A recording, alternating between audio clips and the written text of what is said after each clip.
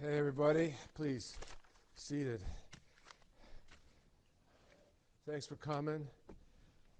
I used to do things like this without this, but at 65 I'm getting a little forgetful, so I got it here.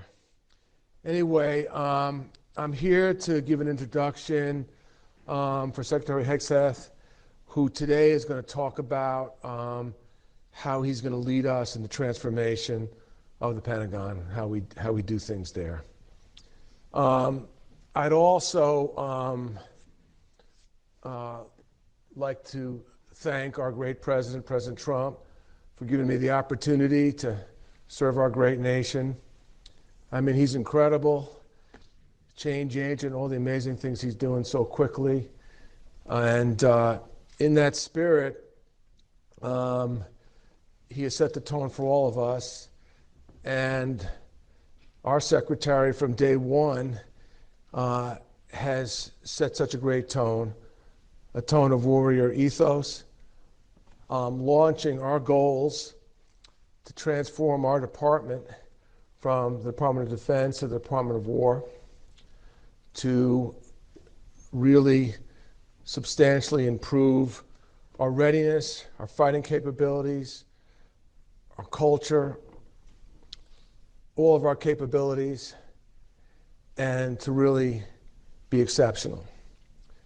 Now, servicemen under the Secretary's leadership are really driving towards that goal, and now it's time for the Pentagon, for our civilian employees, and for our contractors to do the same, to take on this fight with a wartime philosophy, with the same culture and urgency, both on acquisition, programming, and capabilities.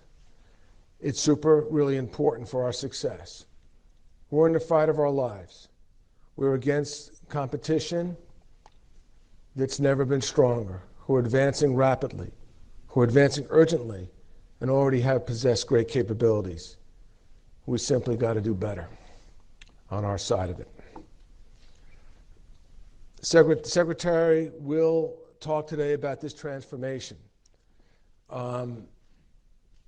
He has set the tone of a changed culture in the Pentagon. It's through his, quite frankly, inspirational leadership that's enabled us civilians to really be able to do something different, to change, to be better. And that's our job. It has to come from the Pentagon, our people, as well as the contractors. The Pentagon is run well. The leadership is solid. The culture is good. The teamwork and partnership is exceptional. But we do things in a very old manner, in a slow manner, in a bureaucratic manner, and we must change that. Similarly, our contractors often mirror us with some of the same issues and problems. Our contractors need to change and do better. The contractors are willing to change with us will prosper and grow. Those who don't and resist it will be gone. I think that I can't emphasize how much and how important it is for us not to fall behind. I'm 65 years old, so I've seen a few things. And I can tell you, after that experience, it's an absolute honor to serve underneath, working for the Secretary. It's an honor to serve under his command. And I think he's setting the tone, as you'll hear today, for the changes that we need to make and that we will make and will succeed with. Our military, all of our service people, everyone around it, Americans need us at the Pentagon and our civilians and our contractors to do better. We can't fail. We can't make excuses. We must succeed. Let's get at it. With that, Mr. Secretary, could you please come and speak to us? Thank you, sir.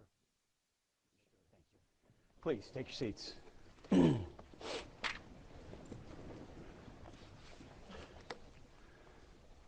Well, members of Congress, Deputy Secretary Feinberg, this would not happen without you, without him, without what he's led. Today's not possible, and the reforms you're going to hear about today are not possible. Mr. Chairman, members of the Joint Chiefs, secretaries of our military departments, Undersecretary Duffy as well. Without what has happened at A&S, this is not possible either. Acquisition professionals, corporate leaders, distinguished officials from the Department of War, defense industry officials, good afternoon and welcome. A lot of you came a long way for this, and we are grateful that you took the time to be here with us right now. We think this topic is that important for the future of our nation. Today, I'd like to talk to you about an adversary that poses a threat, a very serious threat, to the United States of America. This adversary is one of the world's last bastions of central planning. It governs by dictating in 5-year plans. From a single capital, it attempts to impose its demands across time zones, continents, oceans, and beyond. With brutal consistency, it stifles free thought and crushes new ideas. It disrupts the defense of the United States and places the lives of our men and women in uniform at risk. Perhaps this sounds like the former Soviet Union, but that enemy is long gone. The foe I'm talking about is more subtle and implacable. You may think I'm describing one of the last decrepit dictators of the world, but their day too is almost certainly past. And they cannot match the size and strength of this adversary, nor am I talking about the Chinese Communist Party. The adversary I'm talking about is much closer to home. It's the Pentagon bureaucracy. Not the people, but the process. Not the civilians, but the system. Not the men and women in uniform, but the uniformity of thought and action that is too often imposed on them. In the Pentagon, despite this era of scarce resources taxed by mounting threats, money disappears into duplicative duties and bloated bureaucracy, not because of greed, but because of gridlock. Innovation is stifled, not by ill intent, but by institutional inertia. Just as we must transform America's military capability to meet changing threats, we must transform the way department works and what it works on. We must build a department where each of the dedicated people here, especially the true entrepreneurs and innovators from our industrial base, can apply their immense talents to defend America, where they have the resources, access, information, and freedom to perform.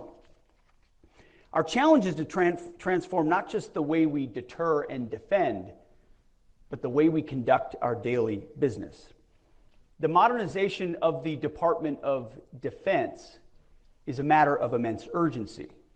In fact, it's not an exaggeration to say that it's a matter of life and death, ultimately, of every American. Now, I'm going to let you in on a little secret. The speech so far is not my own. Those words are practically verbatim from a speech given by Secretary of Defense Donald Rumsfeld on September 10th, 2001. A near carbon copy 24 years later. Now, the world changed the day after he gave that speech on 9/11, and the wars in Iraq and Afghanistan began. As a result, Secretary Rumsfeld never quite had the full opportunity to implement many of his reforms. To quote him, or paraphrase him again, we went to war with the army we had, not the army he or we wanted. Today, the need for Pentagon transformation, not just reform, is even more urgent than it was when Secretary Rumsfeld spoke those words nearly a quarter century ago. And his words are just as true now as they were then. The threat environment we face is advanced and multifaceted. Technology is evolving at an accelerated pace. The information landscape has become increasingly segmented and personal and exploited by our enemies. Many of our adversaries, as you know, don't wear uniforms and use civilians as human shields. Our enemies often activate under the threshold of armed conflict, the gray zone, and intend to destroy us from within. The world seems smaller and more familiar, yet at the same time, more complex.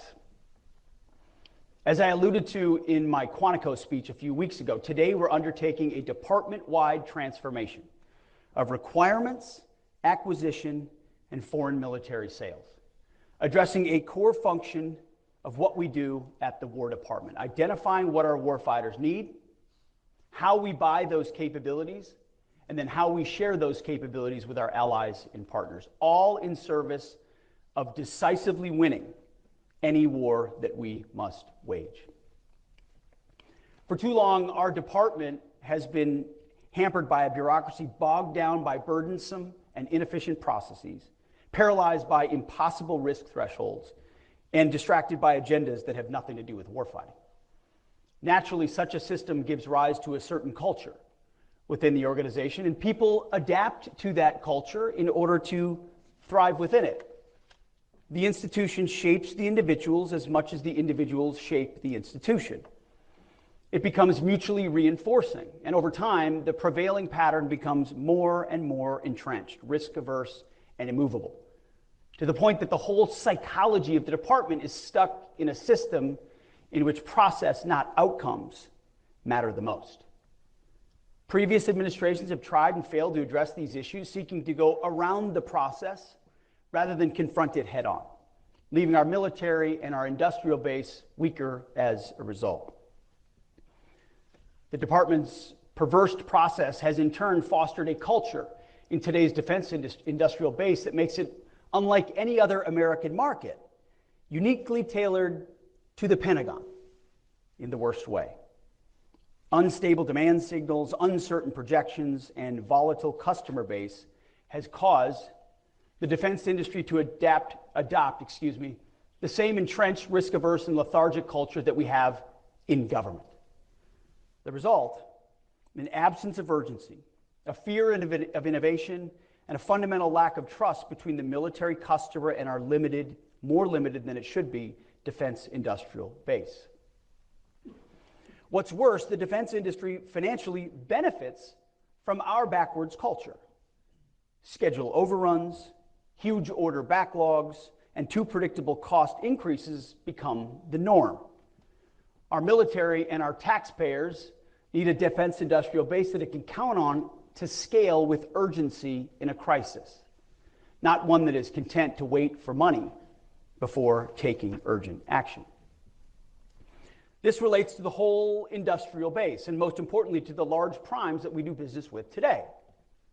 These large defense primes need to change to focus on speed and volume and to invest their own capital to get there. If we do that, the Department of War is, of course, big time supportive of profits. We are capitalists, after all. But if they do not, those big ones will fade away.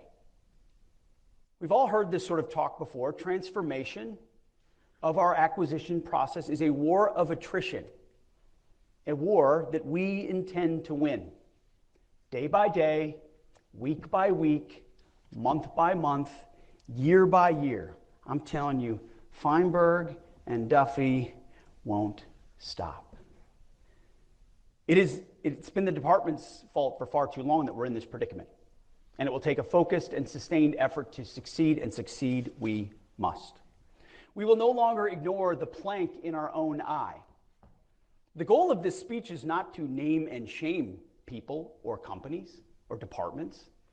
Many of you have done important and patriotic work for our nation and this department for years. Many for decades. But rather, I wanted the opportunity to look you, my fellow patriots, straight in the eye and tell you how important you are. You will determine whether we deliver for our warfighters. You will determine whether we win our next war. Either you, our companies, our industries, our defense industrial base deliver, or we fail. It is literally life or death. Every dollar squandered on redundancy, bureaucracy, and waste is a dollar that could be used to outfit and supply the warfighter. We must wage an all-out campaign to streamline the Pentagon's process, to unshackle our people from unproductive work, and to shift our resources from the bureaucracy to the battlefield.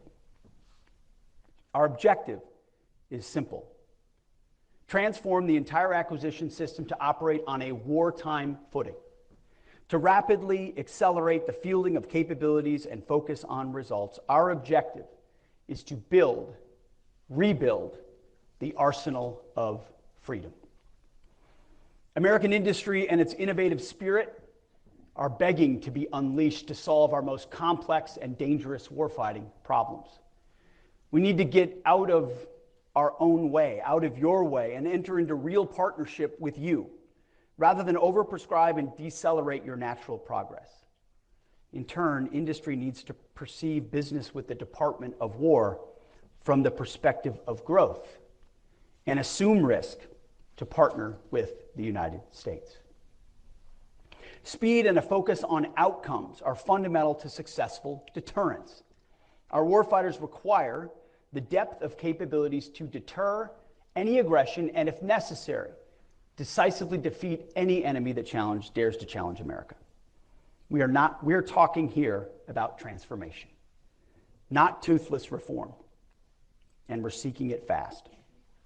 Now, some will say that any effort to reform the Pentagon bureaucracy is punishment for real or perceived slights.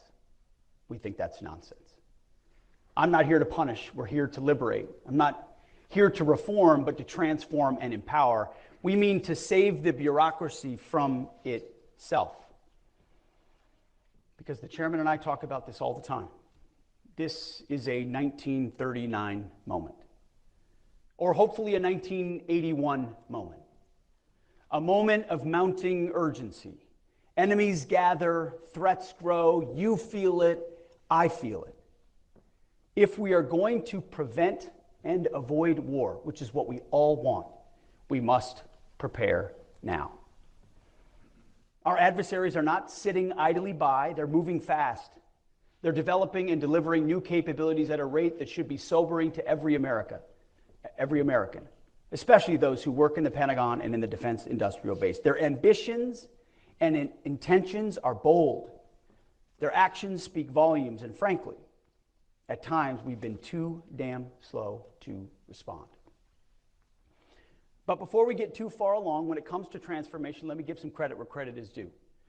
President Trump has led on this, issued 4 executive orders directing transformation of defense acquisition, spurring innovation of the defense industrial base in particular, and the entire federal procurement process and foreign military sales in general. That's because the president recognizes one simple fact: America's military is the greatest in the world by far, and we must keep it that way. Our commander-in-chief is leading the way, affording us, this is what is so key in any effort like this, affording us the top cover to do big, hard, and necessary things quickly. Members of the House and Senate Armed Services Committee, on a bipartisan basis, have advanced proposals to reform Pentagon procurement through the SPEED Act and the Forged Act.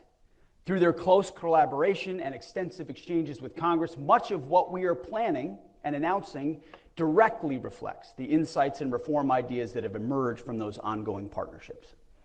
Many of the changes we're implementing today are the direct result of those congressional engagements, and we look forward to continuing this vital collaboration as we transform the department. So I want to thank Chairman Wicker and Chairman Rogers, especially for their leadership on these issues. Together, these executive orders, the congressional reforms, and the efforts by the services and department leadership, many of which are already underway, will enable 5 broad transformations.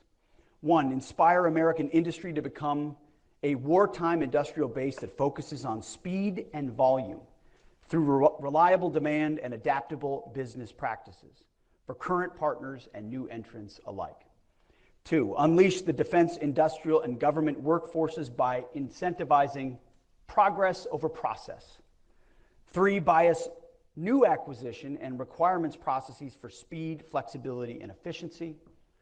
And 4, championing technical excellence and higher risk thresholds to accelerate high performance production. And 5, provoke war speed or warp speed by procuring rapidly and sustaining readily, cost effectively as the default, not the exception. So In short, those are broad principles. We mean to increase acquisition risk in order to decrease operational risk. Let me say that again. We mean to increase acquisition risk in order to decrease operational risk. By taking greater calculated risk in how we build, buy, and maintain our systems, we will gain speed to more quickly provide capabilities to the battlefield. An 85% solution in the hands of our armed forces today is infinitely better than an unachievable 100% solution, endlessly undergoing testing or awaiting additional technological development. These are of no use to troops in harm's way. So to the men and women of this department, both military and civilian, who work on acquisition, and our industry partners, let me say this: you are not our enemies in this effort, but you are our allies. You are Obi-Wan Kenobi. You are our only hope. I hear the frustrations of the senseless bureaucracy, the constraints. I hear it every day. You know there is waste. You know there is abuse. You know there are outdated, useless, and silly regulations that squander taxpayer money.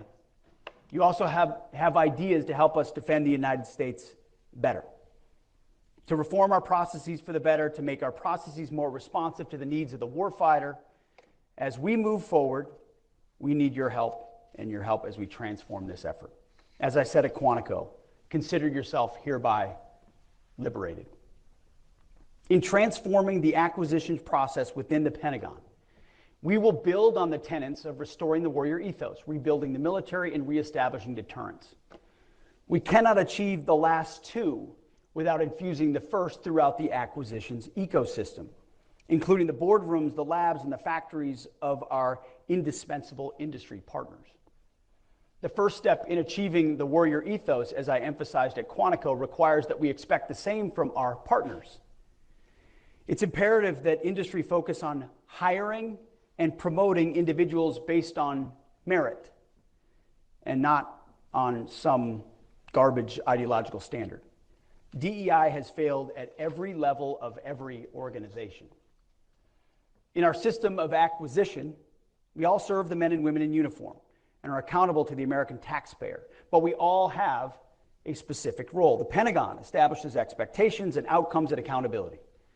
Industry provides the talent, the innovation, and the agility, and the capacity that allows us to meet our goals.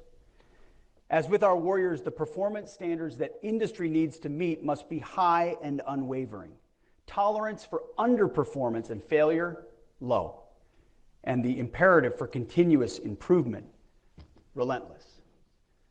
To achieve these goals, it's paramount that human capital decisions across the entire warfighting acquisitions enterprise are predicated upon merit and optimally enable the recruitment, retention, and mobility of our nation's best talent.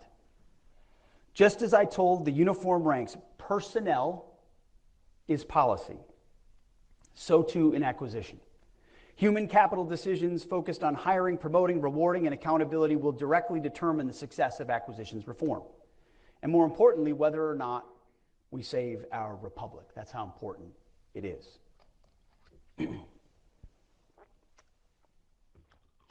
The time for half measures, it's been over for decades, as Secretary Rumsfeld's speech reminds us. We're taking bold and swift action to transform requirements development, overhaul our acquisitions process, and enhance foreign military sales. But we're not just doing this in silos. The development of this transformation has prioritized civil-military collaboration at every step, ensuring both our civilian and military leaders across the services and the joint staff directly contributed to the development of the coordination of this overhaul. This was not OSW sitting in a room thinking up ideas. This was collaborative across the Pentagon with the services and the joint staff to figure out how we can make this happen. This is a team effort at the Pentagon, not a hostile takeover. Here are the 5 overarching transformative pillars that form the foundation on the procurement process. First, we will stabilize demand signals. We will award companies bigger, longer contracts for proven systems So those companies will be confident in investing more to grow the industrial base that supplies our weapon systems more and faster. Second, we will prioritize the purchase of industry-driven solutions, commercial solutions first, that meet our needs faster, even if that means bids do not meet every requirement. It means that we will be open to buying the 85% solution and iterate together over time to achieve the 100% solution. It also means there will be no non-compliant bids. Third, we will empower our program leaders with the control, expertise, and authority to direct program outcomes, to move money, and quickly adjust the priority of required system performance to deliver on time and under budget. Fourth, we will inject urgency and excellence into the DIB. The Department of War will only do business with industry partners that share our priority of speed and volume above all else, who are willing to surge American manufacturing at the speed of ingenuity to deliver rapidly and reliably for our warfighters. And fifth, regulatory reform. We will remove excessive and burdensome FAR and DFARS rules, reporting requirements, accounting standards, excessive testing oversight, excessively long studies and analysis. Anything that unnecessarily slows down government contracts will be eliminated. So the bottom line is this. These changes will move us from the current prime contractor-dominated system defined by limited competition, vendor lock, cost-plus contracts, stressed budgets, and frustrating protests to a future powered by a dynamic vendor space that accelerates production by combining investment at a commercial pace with the uniquely American ability to scale quickly. Taken together, we will rebuild the defense industrial base into a new arsenal of freedom. What we're doing today marks a new horizon for how we acquire and deliver warfighting capabilities. We are prioritizing speed, flexibility, competition, and calculated risk-taking. We will buy commercial solutions to the maximum extent possible, practicable, and will ensure our systems can produce at scale and relentlessly focus on delivering modern lethal weapons to our warfighters. End of story. To fix this entire process, we need to fix the heart of it all, which is requirements. For decades, our requirements process, under the name, and you know it well, Joint Capabilities Integration Development System, or JCIDS, has become an inefficient bureaucratic system in need of a complete overhaul. Which is why today, at my direction, we are transforming the department's process for joint requirements determination. Re-envisioning the requirements process is a decisive step in rebuilding the nation that once led the world in turning ideas into combat power, thoughts into lethality. I am canceling JCIDS, which moved at the speed of paperwork, not war. To put it plainly, JCIDS became a years-long bureaucratic anchor that dragged us down while our adversaries surged ahead with purpose and precision. JCIDS was focused on defining systems requirements, staffing them through countless oversight boards, and then locking them down, while threats and technologies continued to evolve. To validate requirements documents, JCIDS often took over 300 days. Yes, 300 days to close to one whole year just to approve a single document. By the time it got stamped, and it probably was stamped, the threat had changed and the warfighters' needs had shifted.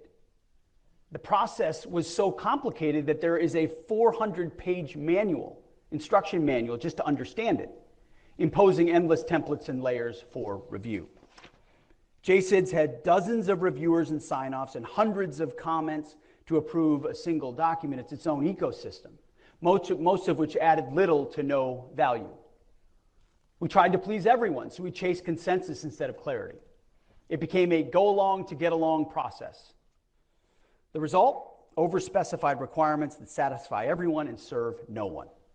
A process built to serve the process. Our industry partners know the biggest obstacle isn't technology, it's our processes.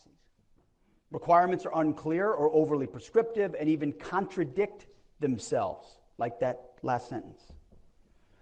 They're either so rigid that they strangle innovation or so vague that nobody knows what done actually looks like. Contractors waste time guessing instead of building. The result, cost overruns, frustration on both sides, and delayed delivery to the warfighter.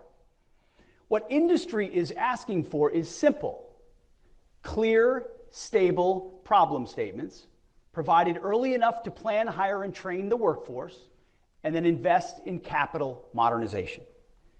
We rarely engage innovators early, and when we do, the process tries to retrofit their ideas into outdated formats. Existing industry partners who understand the cumbersome process don't even bother to innovate. They know there is no upside to innovation. Rigid standards and archaic templates choke the agility that we need. That's why innovation groups exist to bypass JSIDs entirely and deliver faster. The lesson is obvious. If we want innovation, and we desperately do, we must build a requirement system that welcomes it instead of smothers it. You can catch a glimpse of where we're moving when it comes to our commitment to acquiring critical munitions and the Golden Dome. Secretary Gates, for example, circumvented the Pentagon process to quickly develop and field the MRAP. Now, we're already moving at wartime speed on both of those, Golden Dome and munitions, working outside the slow bureaucratic process. But we shouldn't have to go outside the process to make it work. Urgent needs are met by circumventing it. We can't rely on that. Instead, the entire process must move at the speed of critical munitions, Golden Dome, and the MRAP. In short, we can't continue making big promises we can't keep. The people who define what we need aren't linked to the people who control the money or build the systems. So requirements move forward on paper, but the funding and execution don't follow. By the way, if folks are watching this on Fox, their eyes are rolling over. But everyone in this room understands exactly what I'm talking about. The result: plans without resources, programs without liftoff, and warfighters waving for capabilities that arrive late or never arrive at all. No feedback loop, no shared priorities, and no accountability. Until we connect need, money, and delivery under one roof, we keep producing wish lists instead of weapons. President Trump recognized the reality and challenged our department to adopt a wartime mindset, to confront the bloated and inefficient bureaucracy. And that is why today, at my direction, we are undertaking a series of actions that immediately and fundamentally change how we develop requirements, to get capabilities into the hands of our warfighters at speed. We're ending a system that was built for paperwork, not mission. JSIDS is dead, and it was slow and bloated and disconnected from reality, and we will do better. I'm directing the Joint Requirements Oversight Council, the JROC, to stop validating service requirements and to kill the paperwork culture that buries ideas before they ever reach the field. In its place, we're building a new model focused on speed, alignment, and action. We're also reorienting the JROC to start identifying and ranking the joint forces' toughest problems, what we call joint operational problems. The problems will drive the priorities for the entire department. That is why today, at my direction, we're standing up 3 new decision forums in place of JSIDS. The first is the Requirements and Resourcing Alignment Board, or RRAB, a new decision forum co-led by the Deputy Secretary of War and the Vice Chairman of the Joint Chiefs of Staff, to tie money directly to those top warfighting priorities. We will ensure the Joint Forces' top problems are funded.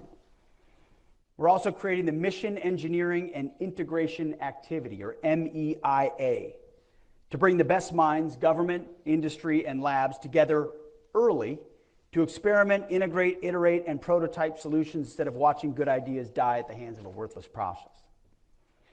And to make sure good ideas don't die in the infamous Valley of Death, we're establishing the Joint Acceleration Reserve, or JAR, a funding pool set aside to move promising solutions straight into the fight. Finally, each military service will review and reform its own requirements process, cutting red tape, engaging industry earlier, and aligning internal priorities to the new joint system. So what do we believe this new process will achieve? Speed replaces process, money follows need, joint problems drive action, experimentation accelerates delivery, and the services move faster and smarter. Take contested logistics, for example. When we fight, our ability to move weapons, supplies, and reinforcements to the front lines and back, it's critical. We can stay in the fight only as long as our logistics sustain us. Our adversaries know this, and they will attack our supply routes, ports, airfields, depots, and information systems in order to disrupt us. We must be able to fight in this contested environment, and these reforms will ensure that we can. We'll start by elevating contested logistics as a key prioritized operational problem. We're going to work side by side with our industry partners to come up with innovative solutions through experimentation and rapid prototyping and ensure that it's properly funded. Logistics will be prioritized, integrated, and delivered quickly and as long as our warfighters need it. See, we're moving from process to purpose and from paper to power projection. And this is not a minor requirements reform, it is a transformation. A change that allows us to outpace our adversaries and restore deterrence. Field capabilities quickly and welcome new entrants. A chance to achieve President Trump's vision of peace through strength. Every leader, every program, and every dollar will face one simple test. Are we delivering real capability to the warfighter faster than we were before? If the answer is no, we will adapt. We will not stop, and we will not back down. That was requirements. On to acquisitions. Hand in hand with requirements is acquisitions transformation, which is why today, at my direction, the Department of War will immediately begin implementing a comprehensive overhaul of our acquisition system.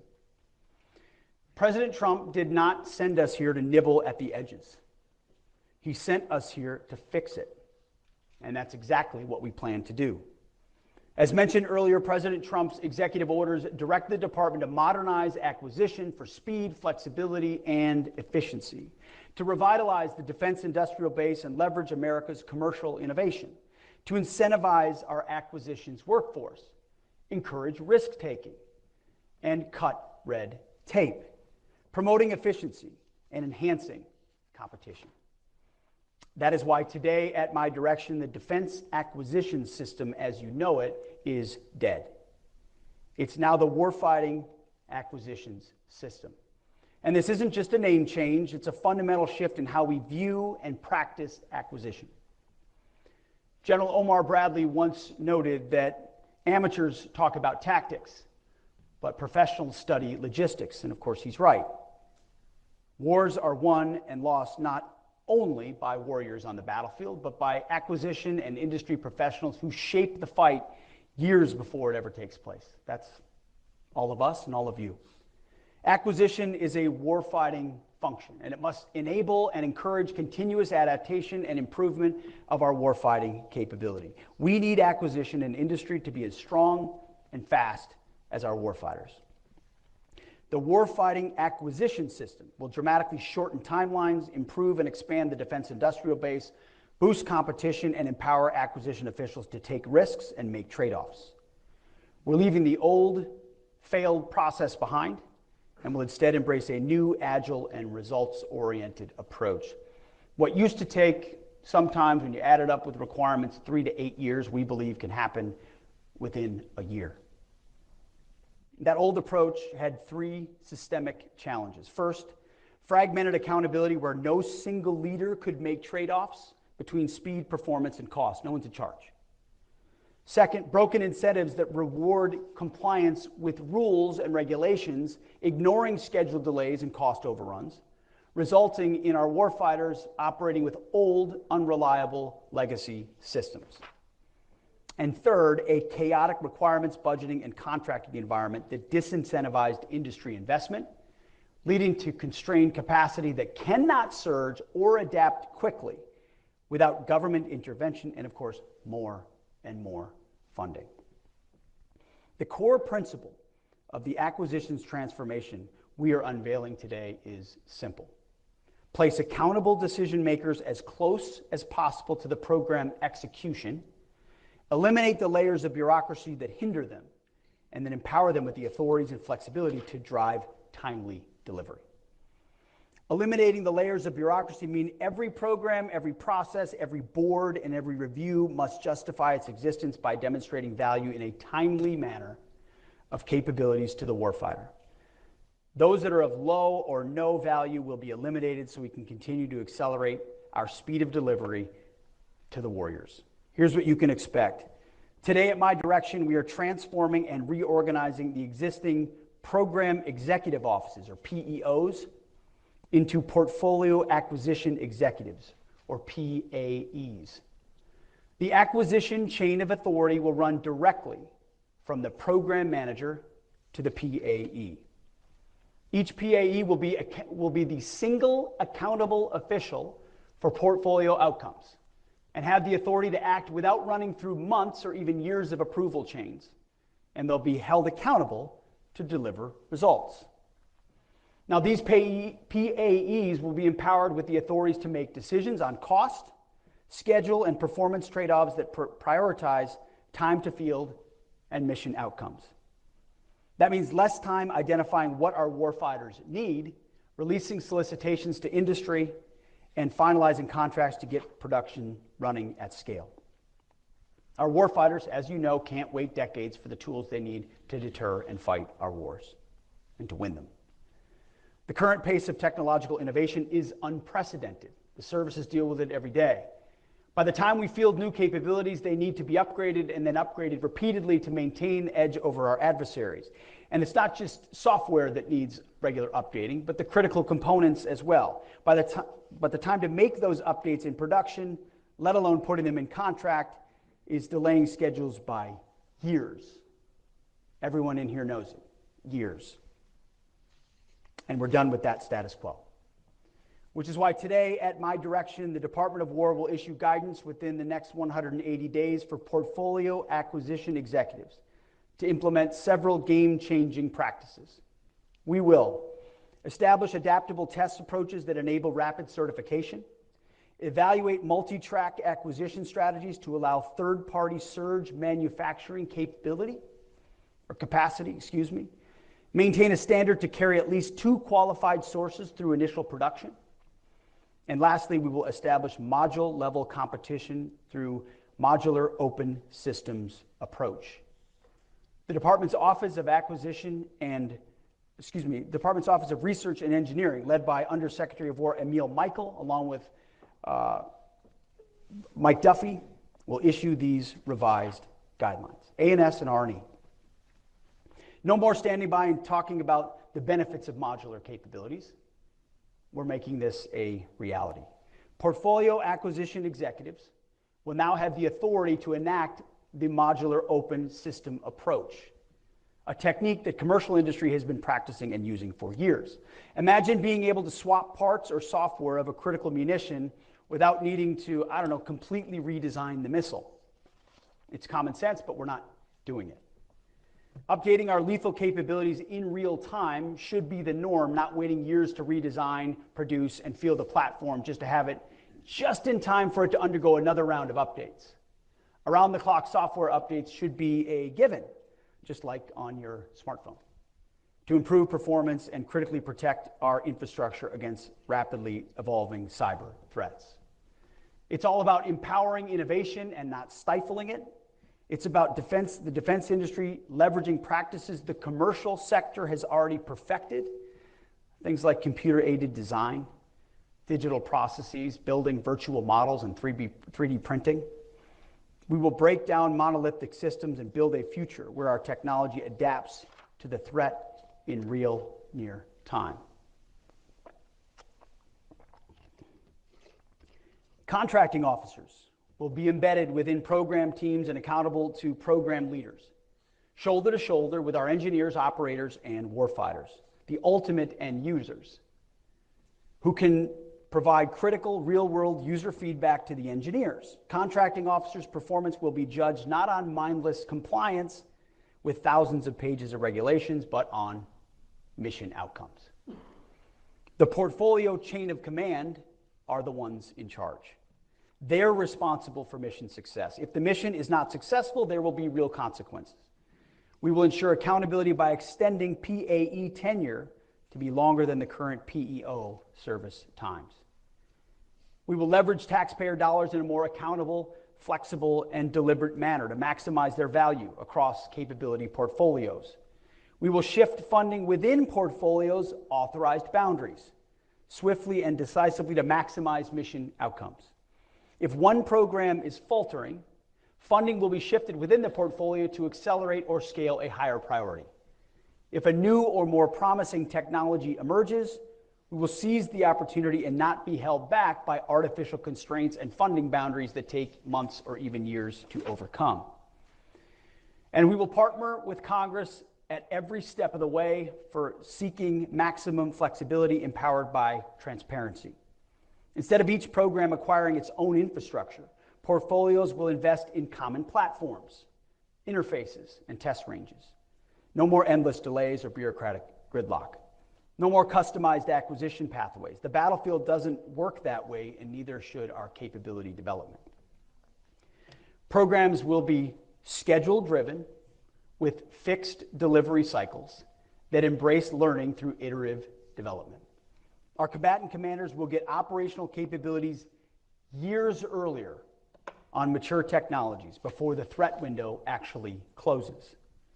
We will require rapid fielding dates with clear goals for unit cost ceilings and reasonable mission effectiveness standards.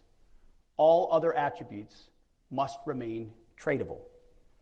We will be agile and respond to rapidly changing threats and battlefield conditions, empowering the PAE to seek deviations, waivers, and delegation authorities to deliver a highly responsive acquisition capability.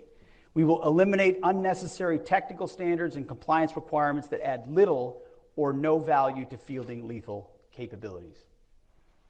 We will create lean technical advisory processes to inform accelerated decision-making. We want technical rigor without sacrificing speed. Technical rigor will only come from people most engaged in the program, and they should have a large voice in the process. No more lengthy, inefficient reviews by people who are out of the loop and add nothing but time to the process. We will focus on the operational problems that material solutions are intended to address. We will prefer alternate proposals or solutions that deviate from stated requirements but more effectively achieve operational objectives. Evaluation criteria will focus on mission effectiveness, not specification compliance. We're not just buying something. We are solving life and death problems for our warfighters. We're not building for peacetime. We are pivoting the Pentagon and our industrial base to a wartime footing. Building for victory should our adversaries FAFO. That's why today, at my direction, the Department of War is delivering a plan to streamline test and evaluation requirements. Testing early and often is essential at certain stages of development, but testing for the sake of testing inhibits progress and delays delivery. We will shine a light on performance standards as well, which is why today at my direction we are mandating portfolio scorecards with primary performance measures focusing on what truly matters: the time it takes to put weapons in the hands of our men and women who use it if and when necessary. We'll also continue to focus on operational availability and mission capability rates of our current weapon systems. Far too many of our systems are not available to fight right now, as they languish in depots and shipyards for repairs and maintenance, or wait years for parts and the prime contractor to repair the system. We will maximize the number of weapon systems that are available for conflict. The faster we can deliver modern weapon systems, the faster we can retire decades-old legacy systems. We will tailor other measures to each portfolio's specific needs. No hiding, no excuses. Results will be clear and drive improvement, and everyone is responsible for raising opportunities for improvement. Speed and volume will rule. We will foster competition, embrace modularity, and pursue multi-source procurements at every opportunity, moving fast to contract, test, scale, and deploy when a solution is clear. We will strive to maintain at least 2 qualified sources for critical program components. We will minimize getting ourselves into single source situations where contractors have monopoly power over a key warfighting capability. We will enable third-party integration without prime contractor bottlenecks. Success will be measured by the ability of qualified vendors to independently develop, test, and integrate replacement modules at the component level throughout the system life cycle. There's no more complacency and no more monopolies. To make competition easier, we will increase incentives for component level competition. This is about more than optics. It's about delivering better components at lower cost. Multi-track acquisition is the future. Now, I'm not talking about 2 sources that were bought out by the same prime to give the illusion of choice. I'm talking about meaningful choice, where quality and speed matter and where prices go down. Moreover, today, at my direction, commercial products and offerings will be the default policy. We will enhance the presumption of commerciality. Within 90 days, we will issue guidance that demands a commercial first and alternative proposals policy to enhance flexibility. We will harness more of America's innovative companies to focus their talent and their technologies on our toughest national security problems. We're leaving too much on the cutting room floor. We want them to deliver novel solutions to our warfighters so that we have an overwhelming advantage in future wars. Our goal, as you know, is to never enter a fair fight. The bottom line is we're buying solutions, not specifications. We will evaluate results, not paperwork. If a better solution exists outside the traditional channels, we will find it and we will acquire it. And that is why, as part of this transformation today, at my direction, we are establishing the Wartime Production Unit, or WPU, at the Department of War. This new unit has been redesigned from the existing Joint Production Acceleration Cell and will focus on transforming how we accelerate the delivery of critical capabilities to our warfighters. We will accomplish this by leveraging a dedicated deal team, empowered to forging groundbreaking business deals that revolutionize production capacity and completely overhaul contract execution. The deal team will reinforce our contracting workforce, enabling them to work with newly empowered PAEs to negotiate with vendors based on a broader perspective of the vendor's total book of business within the department, rather than through the lens of a single program, creating leverage and incentives not previously applied. This deal team will craft financial incentives that drive contractor performance, demanding on-time delivery of the weapons our warfighters desperately need. It's about faster negotiations, better results, and a commitment to complete transparency and cooperation between the government and our industry partners. The Wartime Production Unit will manage and execute direct support for our top acquisition production priorities. To ensure that we have the best minds in the business, we will bring in a wide variety of the nation's most talented experts to advise on industrial production optimization. We have already been doing this, we are doing it, and it's been led by the Deputy Secretary of War, and the results thus far have been fantastic. We plan to scale it and scale it quickly. Many talented operators are already on board at the Pentagon. Former industry executives who are serving our country to drive success. We call them Business Operators for National Defense, or BOND. I encourage those listening who are interested to reach out if you have the skills to contribute to the defense industrial renewal we are embarking on. This may seem like an obvious change, but it's new for our department to empower world-class operators to help drive necessary change from the Pentagon to industry. This initiative is not a pilot program. It's a fundamental shift in how we arm our warfighters. We are committed to dominating the modern battlefield. And that domination starts with a wartime industrial base focused on execution and operational success. As you know, everyone in this room knows, building the arsenal of freedom will not happen overnight. And it will require considerable investment and resolve to expand the department's buying power. As you're all familiar, the cycle of annual budgets limits the department from providing long-term demand signals to industry. However, there's a world of opportunity with alternative investment strategies to expand our industrial base.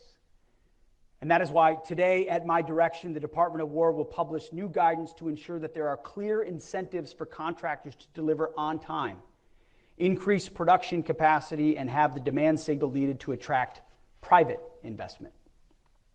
We will encourage and accelerate creative strategies in investment, contracting, and procurement to scale production, expanding the DIB with new entrants and incentivizing companies to spend more of their own capital to revitalize our DIB and supply our warriors. We will drive strategies that create stable, clear, and consistent demand signals for industry to invest and scale production of lethal capabilities. This includes partnering with Congress to secure legislative authorities and appropriations flexibility needed to make the department a more predictable partner for industry, enhanced multi-year procurement authorities, guaranteed purchase orders, and stable funding mechanisms that will be the foundation for unleashing unprecedented private sector investment in defense production capacity. This will build on the great work already done to improve the PPB&E process and how CAPE and Comptroller interact with Congress. We commit to doing our part, but industry also needs to be willing to invest their own dollars to meet the long-term demand signals provided to them. Industry must use capital expenditures to upgrade facilities, upskill their workforce, and expand capacity. If they don't, we are prepared to fully employ and leverage the many authorities provided to the President, which ensure that the department can secure from industry anything and everything that is required to fight and win our nation's wars. Our national security comes first. You, our friends among industry, must realize that we appreciate your need to make a good margin and a profit as capitalists. But you must invest in yourselves rather than saddling taxpayers with every cost. For those who come along with us, this will be a great growth opportunity and you will benefit. To industry not willing to assume risk in order to work with the military, we may have to wish you well in your future endeavors, which would probably be outside the Pentagon. We're going to make defense contracting competitive again, and those who are too comfortable with the status quo to compete are not going to be welcome. To the majority of American industry who enjoy steady demand signals, to the major manufacturers who have built our country and our incredible, exquisite systems, to those of you who are not in this room today because you don't currently do business with the Pentagon, the Department of War wants any and all of you to be a part of our industrial base. We want all comers who are prepared to go at wartime speed. We're committed to being better customers, and this acquisition transformation demonstrates our commitment. The Deputy Secretary of War has already reached out to many of you to gauge your interest. I've talked to a lot of folks. We've never had a deputy like this man who has the business background and experience that he has, and we're leveraging the hell out of it. On behalf of the department and our country, I encourage you to answer his call when it comes. None of this transformative effort would be possible without a massive culture change amongst our acquisitions workforce. The Defense Acquisition University is obsolete. It must become an incubator of acquisition excellence and urgency. That is why today, at my direction, we're immediately transforming it into a competency-based educational institution named the Warfighting Acquisition University. It will be the launching pad of our acquisition workforce, imbued with a transformative and warrior mindset. The same warrior ethos I invoked in Quantico must extend across the acquisitions ecosystem to contracting officers, program managers, systems engineers, and requirements developers. The patriotic men and women in this audience who architect, develop, and procure the world's most lethal and capable technology must be unleashed to deliver the arsenal of freedom faster than we ever have before. The Warfighting Acquisition University will prioritize cohort-based programs combining experimental and project-based learning on real portfolio challenges, industry-government exchanges, and case method instruction that develops critical thinking and rapid decision-making. No more sitting in classrooms, learning about failed processes of the past. Our acquisition system is only as good as our workforce. Trust me, I understand the challenges of the workforce. Portfolios and programs can't succeed when leaders rotate out every 2 years. Greater stability ensures deeper insights into technology, relationships with companies, personnel development, and accountability to deliver outcomes. And that is why today, at my direction, the department is developing policies to create blended career paths of key portfolio and program officials, extending their tenure by requiring 4-year minimum terms with 2-year extensions, and tying their incentives to competition, capability delivery time, and mission outcomes. This will ensure accountability for strategies and decisions with continuous improvement throughout execution phases. Again, we're not just making tweaks. We are fundamentally changing the way we do business. These are not just words. We've already done a great deal of the work. In fact, the new acquisition transformation strategy is being released today. And for many of you in this room, it's hitting your inboxes right now, as are all of the directives that we're announcing today. You will have them before you leave this room. It's a great read. I encourage you to check it out. I read more than the executive summary.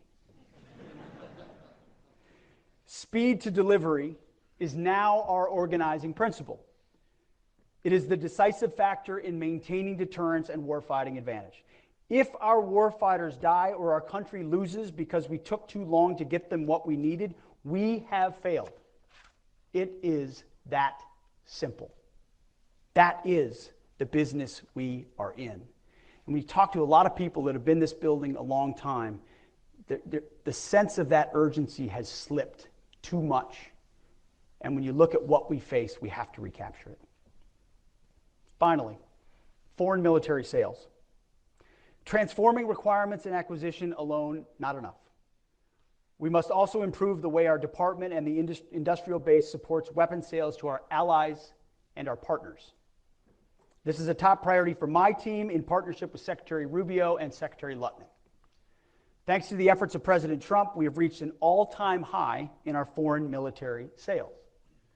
President Trump is securing deal after deal to bring cold, hard cash to American manufacturers, but our processes are too slow, and our industrial base is too inefficient to keep up and deliver on time to our allies and partners.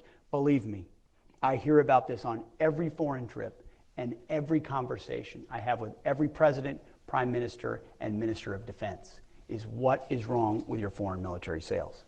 We ordered it in 2014. It's 2025, and it's scheduled to deliver in 2032. And I sit there going, I don't know what the hell. But we didn't break it, but we're going to fix it.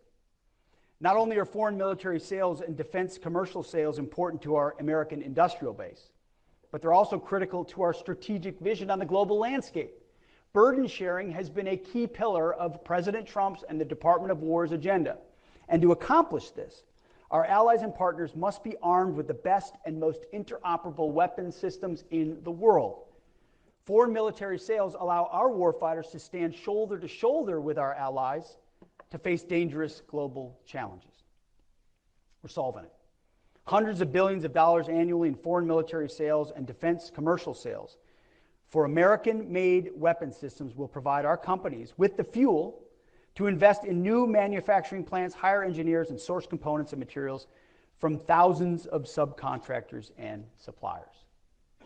More effective FMS and DCS will help revitalize the industrial base, you know this, create tens, if not hundreds of thousands of American jobs, lower the cost of deterrence to the U.S. taxpayer, and accelerate capability delivery to our partners that want to buy American-made. They don't want to buy Russian, they don't want to buy Italian, they don't want to buy French, they want to buy American, but they don't want to wait a decade for it. So what's been the issue? Red tape, inefficiency, and a lack of investment in our defense industrial base. Well, we're sitting on a massive opportunity to supercharge our defense sales and industrial might. to add the surge capacity we need to increase volume for American stocks. The key lies in cracking the code on process efficiency and aligning sales with our efforts to revitalize the defense industrial base. We need to eliminate the backlogs and strengthen the critical supply chains that contribute to delivery delays. When we promise to supply our partners with critical capabilities, we must deliver on time every time. Our success ensures their ability to fight and win, and we can and must do better. We're taking decisive action to resolve it. We've worked to bake exportability into the acquisition lifecycle from the very beginning, and we're investing heavily in making that a reality. We're modernizing our IT systems and establishing clear performance metrics to track progress and identify bottlenecks. At the operational level, some of our combatant commands, I've seen it firsthand, have similarly begun moving out to remove FMS process inefficiencies at the tip of the spear in theater. But the next step is a crucial one, and that's why today, at my direction, I'm directing the realignment of operational control of Defense Security Cooperation Agency, DSCA, and the Defense Technology Security Administration, DTSA. We're moving it from under the Secretary of War for Policy to the Undersecretary of War for Acquisition and Sustainment. So from policy to A&S.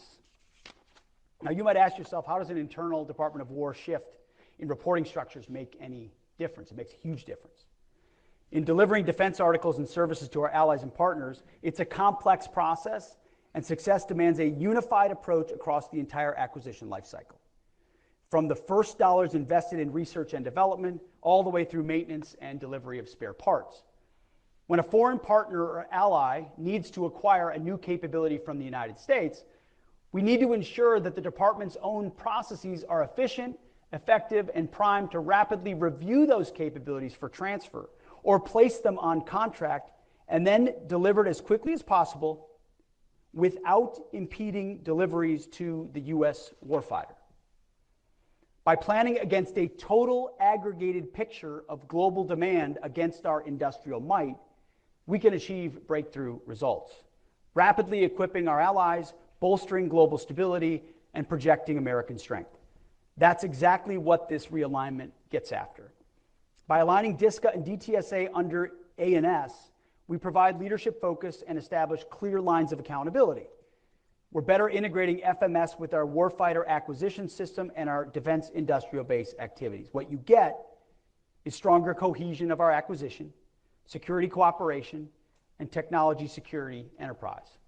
U.S. operational and industrial readiness are maximized, and interoperability with allies is increased. And if it's done well, continued year-over-year growth in sales of American-made systems will skyrocket. You should all love that. Starting today, we will now manage our defense sales enterprise with a single integrated vision from initial planning to contract execution to delivery. I mean, it was staggering when we tried to get our arms around just one particular system and who we were giving it to, how many we were giving it to them, and when we were giving it to them. It was a multi-week exercise just to understand that system. It was not a complex system. That system, who it was going to, how long it would take, how it traded off of ours, we had no idea. So half of this is just totally understanding that process top to bottom. At the end of the day, unifying defense sales under a single roof in the Defense Department of War ensures that we aren't making promises that we can't keep, and that our allies receive the capabilities they need when they need them. But this is just the beginning of transforming our approach to defense sales. There's much more to come in the months ahead, because this is about more than selling weapons. It's about building partnerships, strengthening our industrial base, and ensuring that American-made military equipment remains the gold standard for defense around the world. We believe that what we've announced today is a total transformation of how we do business at the War Department. Not simple reform, but a fundamental shift in how the War Department operates. This transformation is, as I stated earlier, a war of bureaucratic attrition, and it is one that we intend to win. This is not a speech. This is not a fire and forget. This is the beginning of an unrelenting onslaught to change the way we do business and to change the way the bureaucracy responds. We will not relent, and we probably won't sleep, because we believe it's that important for our warfighters in the field. We're moving away from a culture of bureaucracy and risk aversion and embracing a culture of agility, innovation, and results. We will revitalize our defense industrial base by changing how we do business with our current defense contractors, fostering competition, and embracing commercial solutions. By the way, some of our services have already done great work in these spaces. So this is not to say there hasn't been a running start with some of our services on this, and I want to acknowledge that. This is building on top of that, frankly, taking some of those lessons learned and accelerating them into what we're doing department-wide. We will reform our requirements process to ensure that our warfighters get the capabilities they need when they need them, and they're not bogged down by bureaucratic delays. We'll modernize our acquisitions process to shorten timelines, send consistent demand signals, and empower our acquisitions officials to make swift, informed decisions. Not handcuffed by the process, accountability to make decisions. Slashing the barriers to entry for companies in the defense industrial base to encourage rapid innovation, competition, and expansion. And we're slashing the barriers to innovation for companies already in the DIB to empower them to grow within the Pentagon. We're making it easier to do business, not just for defense contractors, but for commercial companies. We're leveraging the untapped American manufacturing base to new heights. Small, mid, and large businesses alike, all welcome. And we're instilling a culture of accountability tied to results, not process. More jobs, faster delivery of lethal capabilities, and an industrial base that can surge if called upon. It's not just a pipe dream. We're driving toward that pace. We won't do incremental improvements. This is about fundamentally reshaping our approach from concept to delivery. We're injecting speed and agility into every facet, ensuring that we can outpace our adversaries and maintain our technological edge in places like AI, cyber, and space. It's not about building a military that is not only strong, but it's how to be adaptable, resilient, and ready to meet any challenge with a magazine depth that makes sure that any fight we choose or that which is thrust upon us is an unfair battle. So much of this is about magazine depth. Not just about what we can make, it's how much of it can we make and how quickly can we deliver it. We're not just building a stronger military today, we are laying the foundation for continued dominance in the decades to come. We intend to build a dynamic and responsive system that can adapt to emerging threats and leverage new technologies. We're ensuring that future generations of warfighters have the tools and the capabilities to defend our nation. The War Department will be ready when the time comes. We will have and we will be the arsenal for freedom. The world is watching. Our adversaries are watching. Our allies are watching. We must show them that America is back stronger and more determined than ever to defend our interests and uphold freedom. Our warfighters are depending on us, and we cannot fail. Let there be no question. The 2.1 million Americans who wear our nation's cloth, active, guard, and reserve, and the hundreds of thousands who support them in suits, in coveralls, in welding helmets, they comprise the finest military in the history of the world, no doubt. They stand ready to face down any threat, anytime, anywhere. President Trump says it all the time, and he's completely right.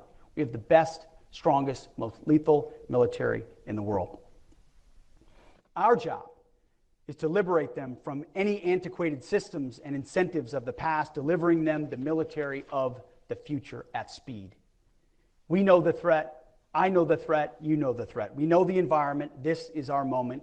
May we leave here with a renewed sense of purpose and a shared commitment to action, because you're definitely leaving with a full inbox. If we must, we will go to war with the military and equipment we have, and we will win. We have the best and the strongest. But today, let's build on the vision of what Secretary Rumsfeld aspired to in his September 10th, 2001 speech. Building the military we want and the military we need. The arsenal of freedom. That, my friends, is what we owe our warriors, present and future. So thank you all for what you do. May God bless you, and may God continue to bless our great republic. Thank you. Appreciate it. Thank you. Thank you, guys. Thank you. Thank you, brother. Good to see